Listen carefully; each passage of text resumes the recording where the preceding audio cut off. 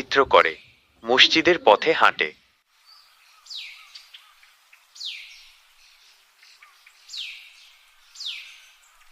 নামাজে সেজদায় পড়ে, আল্লাহর সামনে মাথা নত করে। তার হৃদয়ে নেমে আসে অনাবিল শান্তি।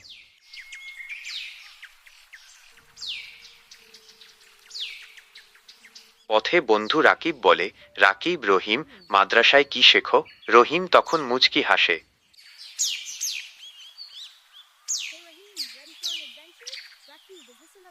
রহিম, আল্লাহর পথ শেখি বন্ধু, সত্য আর ধৈর্য শেখি।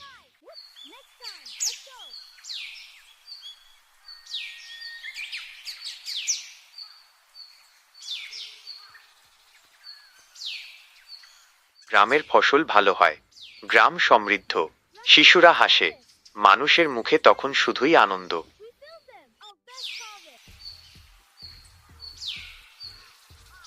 কিন্তু একদিন হঠাৎ করে সবকিছু বদলে যেতে শুরু করে।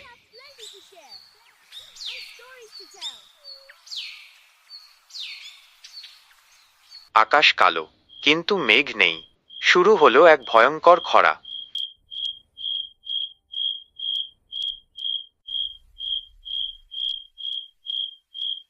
মাঠ ফেটে যায়, গাছ শুকিয়ে যায়, সোনার ফসল নষ্ট হয়ে যায়।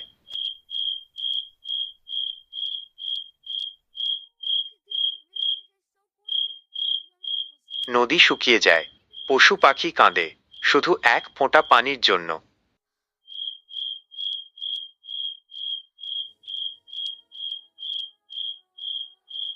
কূপের পাশে ঝগড়া, ঠেলাঠেলি, মারামারি, সবই শুধু একটু পানির জন্য।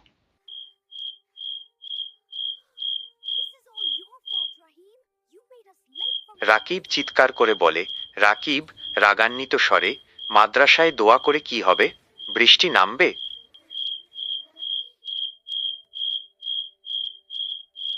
মাদ্রাসার ছেলেরা মাথা নিচু করে থাকে, চোখে তাদের পানি, কেউ কোনো কথা বলে না।